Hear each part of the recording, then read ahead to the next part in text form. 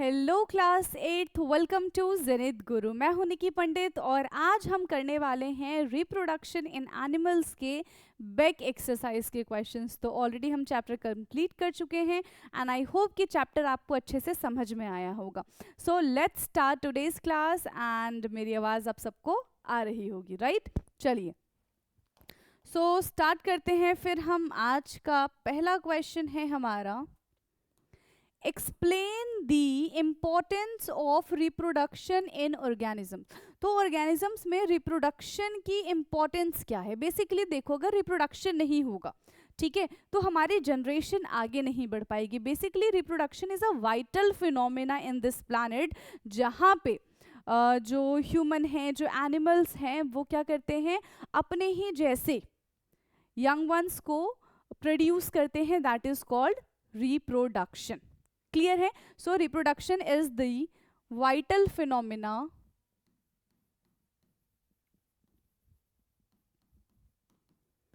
reproduction is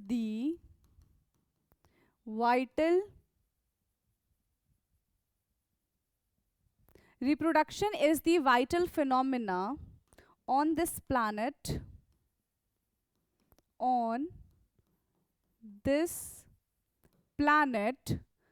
ठीक है, on this planet earth which is essential for existence, है ना? अगर रिप्रोडक्शन नहीं होगा तो हमारी जो एग्जिस्टेंस है वो कुछ टाइम के बाद खत्म हो जाएगी। So it is essential for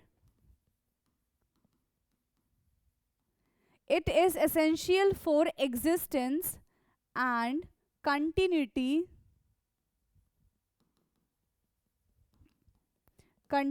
of life, ठीक है, which is essential for existence and continuity of life। Clear है? कौन इंपॉर्टेंट है? रिप्रोडक्शन इस चीज के लिए इंपॉर्टेंट है। क्लियर? जनरेशन टू जनरेशन, ठीक है, जैसे ये जनरेशन है, रिप्रोडक्शन होगा, फिर हमारे आगे वाली जनरेशन आएगी, फिर रिप्रोडक्शन से हमारे और आगे वाली जनरेशन आएगी, ठीक है। Life and species on it, generation to generation, generation to generation. So this is question number 1। अब हम चलते हैं नेक्स्ट क्वेश्चन की तरफ, question number 2। So next question है हमारा, question number 2 is describe the process of fertilisation in human being. तो human being में हमें फर्टिलाइजेशन के प्रोसेस को डिस्क्राइब करना। होता क्या है फर्टिलाइजेशन में, कि मेल्स का जो स्पर्म है, ठीक है, फीमेल्स के ओवा के कांटेक्ट में आता है, एग के कांटेक्ट में आता है, फिर वो फ्यूज होके किसका फॉर्मेशन करता है? एग का फॉर्मेशन करता है। So in the process of fertilisation, in the process of fertilization, in the process of fertilization, sperms come in contact with an ova, यानी कि एग के कांटेक्ट में आता है, ठीक है। वन ऑफ द स्पर्म, ठीक है, बहुत सारे स्पर्म में से सिर्फ एक स्पर्म किसके साथ फ्यूज होता है? एग के साथ फ्यूज होता है। One of the sperm may be fuse, one of the sperm may be fused with the egg, ठीक है। एक स्पर्म जो है वो क्या करता है? एग के साथ फ्यूज हो जाता है and the nuclei of the sperm, ठीक है, कौन होता है? Nuclei of the sperm fuse, nuclei of the sperm, है ना, and the egg fuse to form a single nucleus, और उसी को हम क्या कहते हैं? उसी को हम कहते हैं जाइगोट। क्लियर है? So the nuclei of sperm, हमने चैप्टर में स्पर्म का स्ट्रक्चर भी देखा था किस तरीके से होता है. So the nuclei of the sperm and the nuclei of the sperm and the egg, ये दोनों क्या होंगे, फ्यूज हो जाएंगे, एक साथ मिल जाएंगे to form a single nucleus, to form a single nucleus. और ये दोनों मिलके क्या बना लेंगे, एक सिंगल न्यूक्लियस बना लेंगे, resulting in the formation of fertilization, resulting in the formation of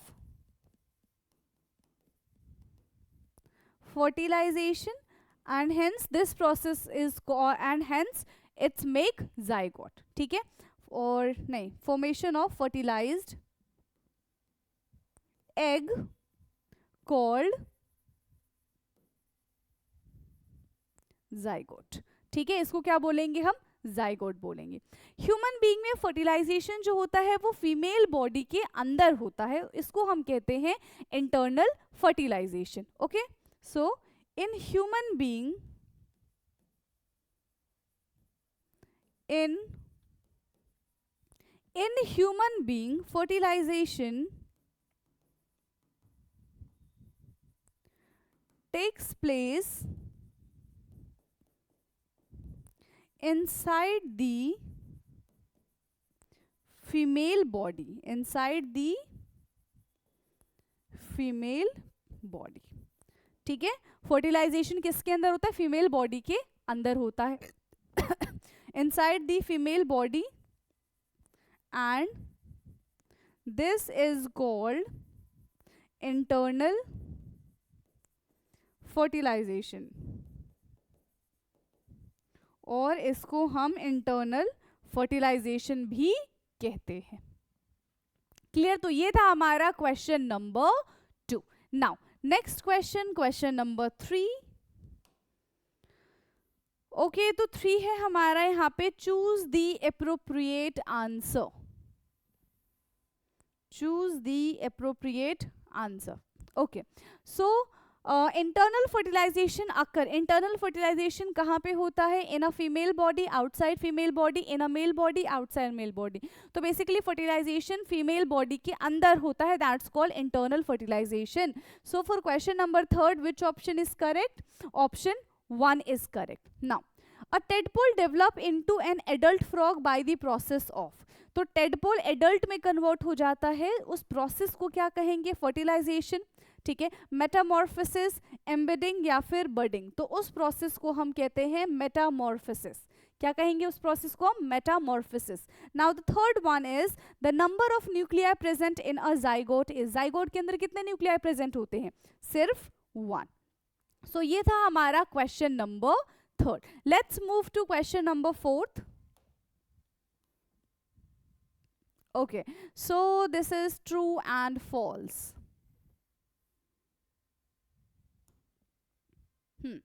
so question number 4 है यहाँ पे हमारा, indicate whether the following statement is true और false. Oviparous animal give birth to young one, क्या oviparous animal young ones को birth करते हैं या फिर एग देते हैं, क्या वो यंग वंस को बर्थ करते हैं, oviparous animal give birth to the young one. So this statement is false. Second है, each sperm is a single cell, हर एक स्पर्म क्या कहलाता है, सिंगल सेल कहलाता है, this is true. Now third one is external fertilisation takes place in frog. हाँ, frog में एक्सटर्नल फर्टिलाइजेशन होता है एंड ह्यूमन बीइंग में इंटरनल फर्टिलाइजेशन होता है. ठीक है, so this is also true. Fourth one है हमारा, a new human individual develop from cell is called gamete. एक नए ह्यूमन इंडिविजुअल का डेवलपमेंट होता है सेल से, उसको हम क्या कहते हैं, गैमेट कहते हैं. No, it's not called gamete. तो पूरा जब ये डेवलपमेंट हो जाता है तो उसको हम क्या कहते हैं, फीटस कहते हैं ना, गैमेट नहीं कहते. गैमेट क्या होता है, इनिशियल वाला पार्ट होता है जब फर्टिलाइजेशन होता है, that is called gamete. Right, so question 4 हमारा जो है यहाँ पे इनकरेक्ट हो गया. A egg laid after fertilisation is made up of single cell. Egg laid after fertilisation is made up of single cell, तो बाद में क्या बन जाता है, वो एक सिंगल सेल बन जाता है। अभी हमने क्वेश्चन आंसर में भी ये बात लिखी थी। सो this is true. Amoeba reproduce by budding, amoeba कैसे रिप्रोड्यूस होता है? यस, अमीबा बडिंग से रिप्रोड्यूस होता है। कैसे रिप्रोड्यूस होता है? बेसिकली अमीबा एक सिंगल सेल है। क्या है? अमीबा एक सिंगल सेल है, तो किससे रिप्रोड्यूस होगा? फटाफट से बताएंगे। बडिंग से, करेक्ट और नॉट? नो, बाइनरी फिजन से ये रिप्रोड्यूस होता है। नेक्स्ट है हमारा, fertilization is necessary even in asexual reproduction, asexual reproduction में भी फर्टिलाइजेशन इंपॉर्टेंट है? No. Binary fission is a method of asexual reproduction, क्या बाइनरी फिजन एसेक्सुअल मेथड का ये एसेक्सुअल मेथड है? Yes, this is true. Binary और budding ये दोनों के दोनों एसेक्सुअल मेथड होते हैं। और zygote is formed as a result of fertilization, fertilization का जो रिजल्ट है वही जाइगोट है। Yes, this is true. ठीक है, ये भी क्या है हमारा? ट्रू है। Now an embryo is made up of single cell, क्या एक एम्ब्रियो सिंगल सेल से मिलके बनता है? आंसर है हमारा नो, यानी कि फॉल्स। तो ये था हमारा क्वेश्चन नंबर 4, जिसमें टोटल आई थिंक ये 10 क्वेश्चन, 10 ट्रू फॉल्स थे, इसको हमने सॉल्व किया है। Let's move to another question, question number 5। Now question 5 is give two difference between zygote and fetus, zygote और फीटस के बीच में हमें दो डिफरेंस बताना है। ठीक है, zygote and fetus. First one है हमारा जाइगोट एंड सेकेंड वन है हमारा फीटस। सो बेसिकली जाइगोट क्या है? यस, बेसिकली जाइगोट क्या है? जाइगोट एक सिंगल सेल है, ठीक है, जिसमें सिर्फ एक ही सेल प्रेजेंट होता है। It is a single cell, it contain only one cell. It is a single cell, it contain only one cell. ठीक है, ये एक सिंगल सेल होता है, इसके अंदर सिर्फ एक सेल ही प्रेजेंट होता है। जबकि फीटस में मल्टीपल सेल प्रेजेंट होते हैं, it is multi celled, it is multi celled. ठीक है, it contain many cells, it contain many cells. इसके अंदर काफी सारे सेल्स प्रेजेंट होते हैं। तो एक तो इनके बीच में हमने डिफरेंस देख लिया। दूसरा क्या है कि जाइगोट का फॉर्मेशन कैसे होता है? फ्यूजन से, फ्यूजन ऑफ मेल गैमेट या फिर स्पर्म बोल लो और फीमेल गैमेट ओवा बोल लो। ठीक है, it is formed by the fusion of male gamete, sperm and female gamete ova।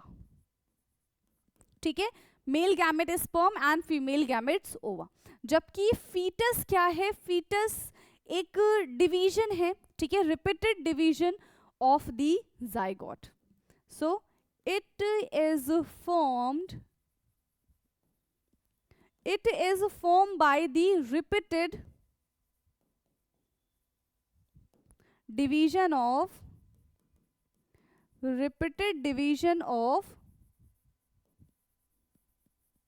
zygote।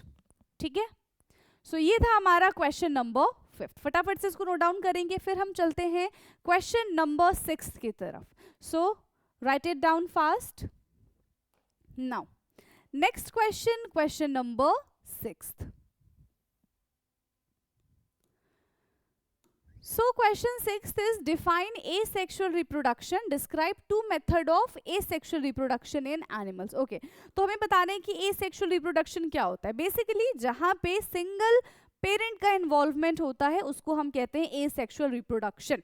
ठीक है, so the mode of reproduction, the mode of reproduction in which in which only single parent is involved.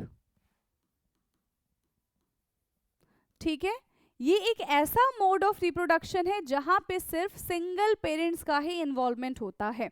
ठीक है, and in this type of reproduction and in this type of reproduction, ठीक है, इस type की reproduction में क्या होता है, जो गैमेट्स होते हैं, जो सेक्स सेल होते हैं, वो प्रोड्यूस नहीं होते हैं, कोई फ्यूजन नहीं होता है गैमेट्स का. ठीक है, समझ में आ गया.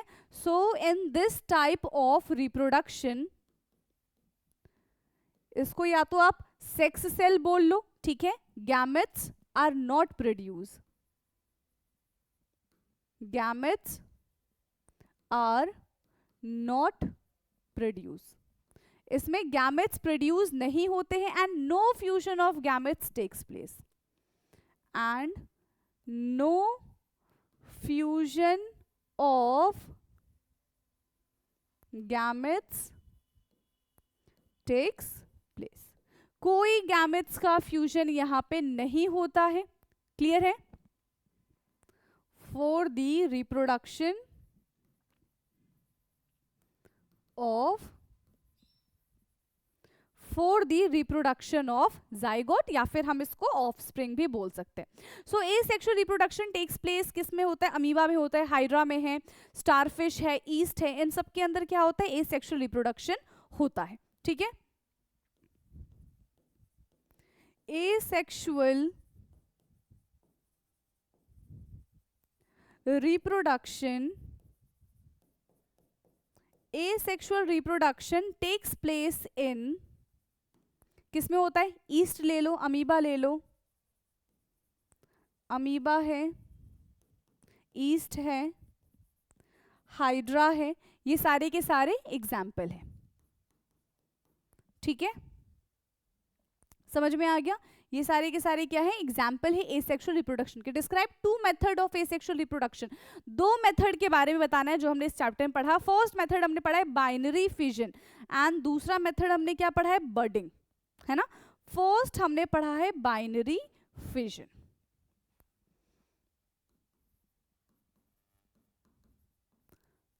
बाइनरी फिजन, ठीक है.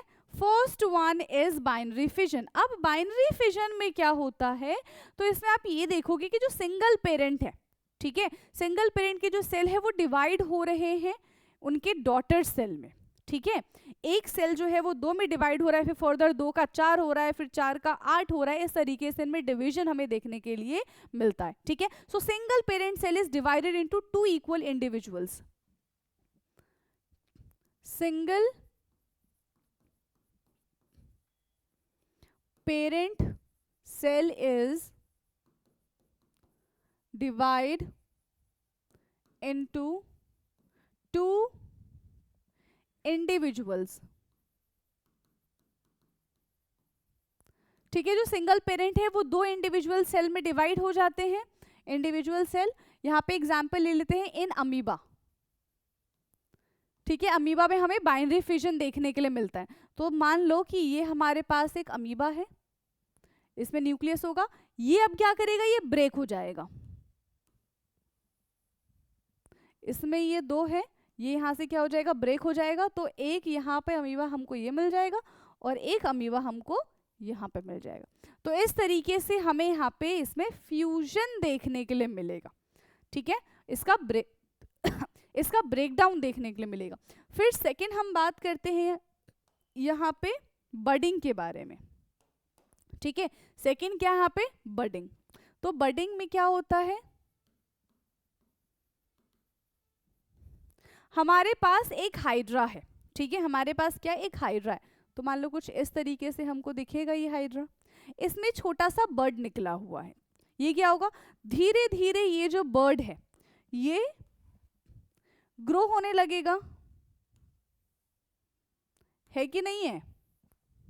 ये क्या होने लगेगा? ये ग्रो होने लगेगा.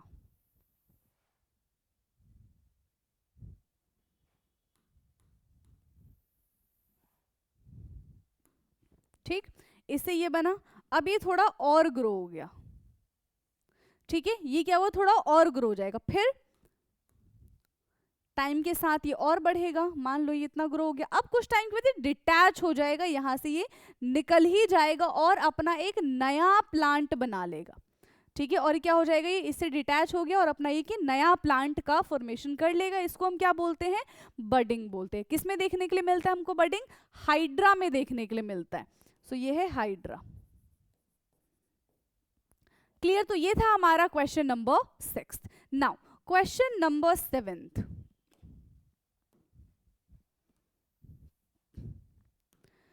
So question number 7th is, in which female reproductive organ does an embryo get embedded? तो embryo कौन से female part में embedded होता है? So that is uterus. किस में present होता है, uterus। इसका तो छोटा सा आंसर था, आंसर 7 क्या है, uterus। Okay, now next question, question number 8। So question 8 is, what is metamorphosis? Give example। metamorphosis क्या होता है, तो metamorphosis होता है transformation of larva into an adult, ठीक है, सडन जो चेंज देखने के लिए मिलता है लार्वा से एडल्ट में, that change is called Metamorphosis. Okay, so the transformation of larva, the transformation of larva into an adult,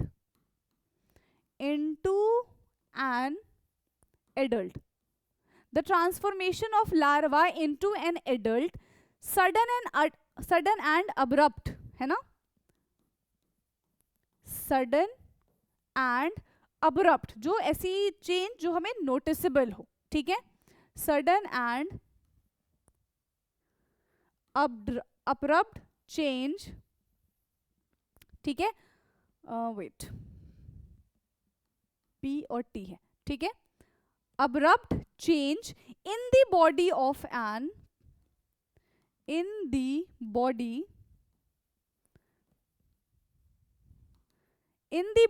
during the life cycle, in the body during the life cycle of amphibians, ठीक है, frog के बारे में हम यहाँ पे बात कर रहे थे, तो लाइफ साइकिल ऑफ फ्रॉग लिख सकते हैं हम यहाँ पे, is called metamorphosis,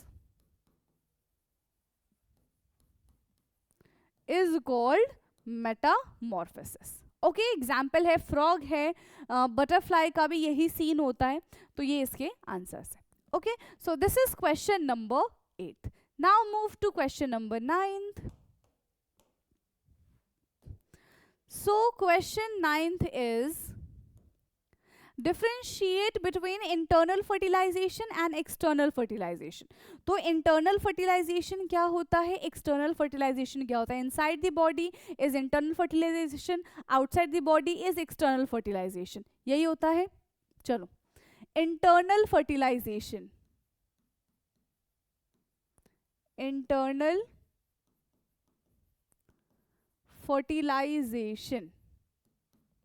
ठीक है, पहली चीज। दूसरा यहां पे हमको क्या बताना है, एक्सटर्नल फर्टिलाइजेशन,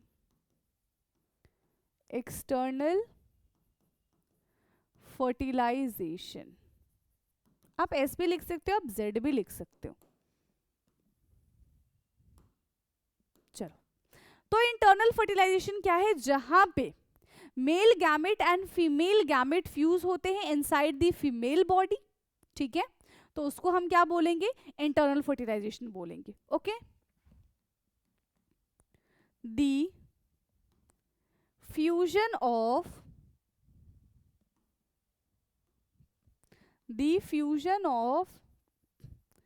मेल गैमेट, ठीक है, the fusion of male gamete and female gamete, mail gamete and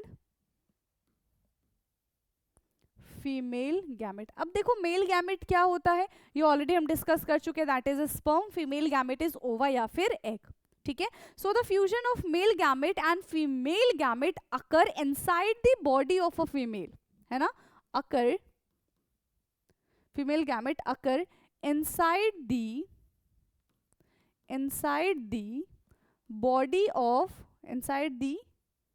body of a female.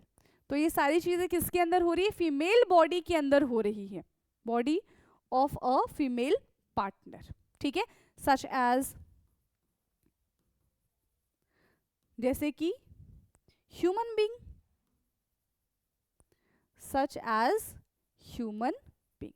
ठीक है, एनिमल्स की अगर हम बात करें तो मैमल्स होंगे, बर्ड्स होंगे, तो इन सब में क्या होता है, इंटरनल फर्टिलाइजेशन होता है, बर्ड्स एटसेट्रा. एक पॉइंट हो गया. एक्सटर्नल फर्टिलाइजेशन के बारे में बात करें तो the fusion of male gametes and the female gametes takes place outside the body of the female partner, है ना. The fusion of male gamete and female gamete occur outside the body of a female partner, body of a female partner, such as. अब इसका example क्या है, such as frog. तो frog में हम क्या देखते हैं, फ्रॉग है, फिश है, तो इन सब में हम क्या देखते हैं कि एक्सटर्नल फर्टिलाइजेशन होता है. पानी के पास पॉन्ड हो गया, लेक हो गया, तो यहाँ पे ये लोग जाते हैं फीमेल और वो अपना एग वहाँ पे प्रोड्यूस कर देते हैं, फिर मेल आके उस पर अपना स्पर्म डालता है. ठीक है, क्लियर है. तो इस तरीके से उनका फर्टिलाइजेशन होता है and that is very risky. Okay, now एक एक ऑप्शन यहाँ पे, आई मीन एक एक पॉइंट हमने यहाँ पे लिख लिया है. अब देखो यहाँ पे क्या होता है, इंटरनल फर्टिलाइजेशन के बारे में अगर बात करें तो फीमेल पार्टनर जो है वो क्या करती है, ले ईदर फर्टिलाइज्ड एग और फुल्ली ग्रोन यंग वंस, है ना, या तो बेबी प्रोड्यूस होता है या तो एग प्रोड्यूस होता है इंटरनल फर्टिलाइजेशन में. सो यहाँ पे हम क्या लिखेंगे, the female partner, the female partner lay egg और फुल्ली, या तो एग ले करेंगे या तो फुल्ली ग्रोन और fully develop young ones. And external fertilization की बात करें तो यहाँ पे फीमेल पार्टनर क्या करते हैं, सिर्फ डिस्चार्ज करते हैं unfertilised egg. The female partner discharge the female partner discharge unfertilized egg. ठीक है, यहाँ पे अनफर्टिलाइज्ड एग का डिस्चार्ज होता है. ओके, नाउ नेक्स्ट इज, इसी में एक पॉइंट हम ऐड करेंगे. हमने क्या देखा था कि जो एक्सटर्नल फर्टिलाइजेशन होता है दैट इज सो रिस्की, है ना. तो पहले इंटरनल की बात करते तो वहाँ पे जो ऑफस्प्रिंग होंगे, जो यंग वंस होंगे, उनके जिंदा रहने के, उनके सर्वाइवल के ज़्यादा चांस होते हैं as compare to external fertilization. ठीक है, so young ones have the high chance of survival. Young ones have high chance of survival. जो यंग वंस होते हैं उनके जिंदा रहने के ज्यादा चांसेस होते हैं और यहाँ पे उनके जिंदा रहने के कम चांसेस होते हैं. सो यंग वंस हैव लो और लेस चांस ऑफ सर्वाइवल. ठीक है, तो ये था हमारा क्वेश्चन नंबर 9. नाउ अब हम चलते हैं क्वेश्चन नंबर 10 पे और आज का लास्ट क्वेश्चन है, इस चैप्टर का भी लास्ट क्वेश्चन है, फिर ये चैप्टर हमारा पूरी तरीके से हो जाएगा कंप्लीट. सो क्वेश्चन नंबर 10.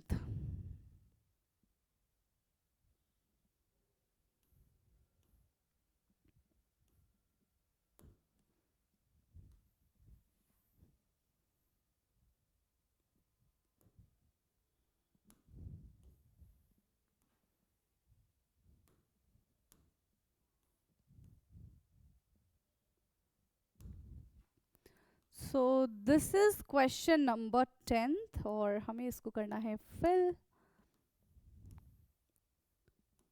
चलिए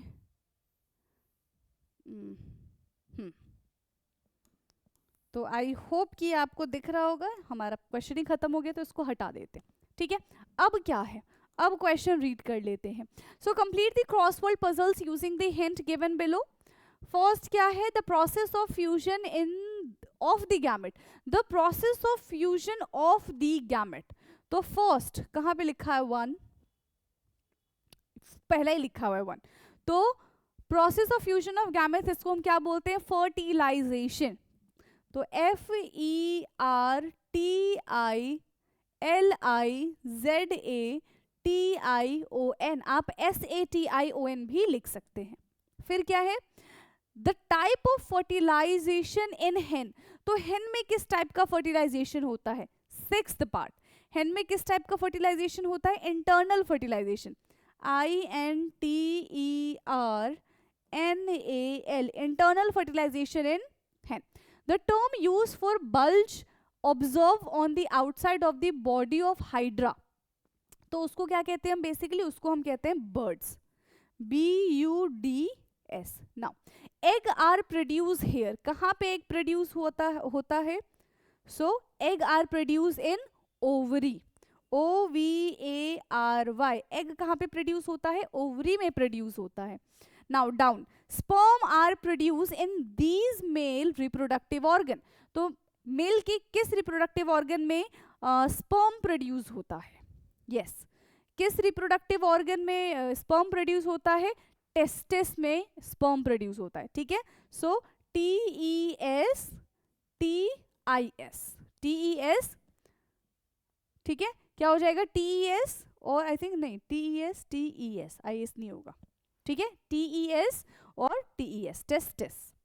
now another term for in vitro fertilization, तो इसका दूसरा नाम क्या है, यस वाइट्रो फर्टिलाइजेशन का दूसरा नाम क्या है, IVF, यही होता है कि नहीं है, IVF।